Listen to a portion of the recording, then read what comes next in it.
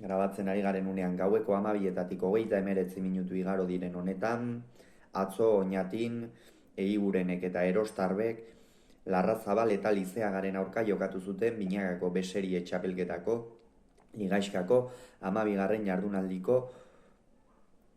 lehen norgehiagokaren analisi egingo dugu. Oñatin jokatu zuten eta pronostikoak hautsi zituzten Larrazabalek eta Lizeagak 22 eta 10 irabazi ostean. Gogoratuko dugu aurreko jardunaldian Eigurenek eta Bikuñak, bikote titularrak, atzo Erostarbek Bikuña ordezkatu baitzuen, galdu egin zutela Eibarko astelena pilotalekuan Agirre eta hain zuzen ere, atzo jokatu zuen Lizeagaren aurka, eta Larrazabal eta Salaberri bikote titularrak ere galdu egin zuen, kasu honetan Zabala eta Eskuza ordezkatu zuen Aldaberen aurka, Markina Xemeinen. Lizeagak Salaberri ordezkatu zuen atzo, beraz atzo 4-2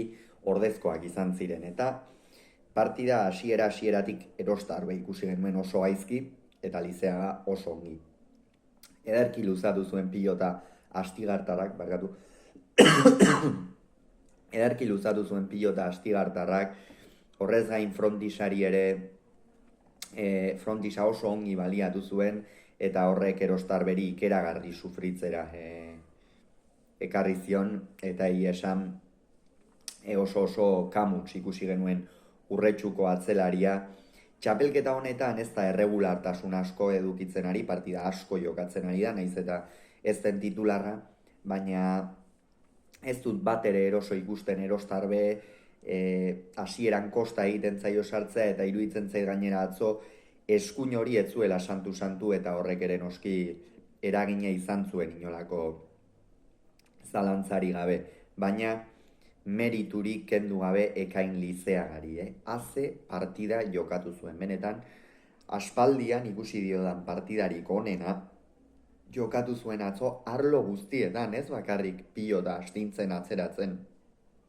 Defentsan ere oso ongi, aurrera egin behar zuenean Eigurenek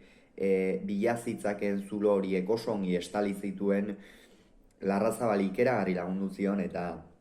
partida biribila jokatu zuen Astigartarrak, eta honek noski konfiantza emango dio gerora etorkizunerako ere. Eiguren berriz, sartzen zenean ongi, baina atzean hainbesterainoko nagusitasuna zegoen, Erostarbek ezin zuen behin ere agindu, aukera gutxi, oso gutxi izan zituela,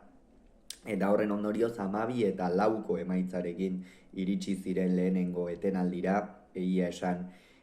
askoz ere gehiago ziren. Larrazabal ongi ikusi genuen, ez distira handiarekin eta inspirazio handiarekin, baina bai ongi bizi, eta gainera atzelariak lagundu zionez, horrek noski are konfiantza handiagoa eman zion Olabezarko aurrelariari. 18 eta 5 iritsi ziren bigarren etenaldira, hor ere Erostarbe erabat okertuta zegoen, konfiantza oso azkar galdu zuen, gainera iruditu zitzaidan behintzat eskuina ere oso azkar minberatu zitzaiola, eta noski hori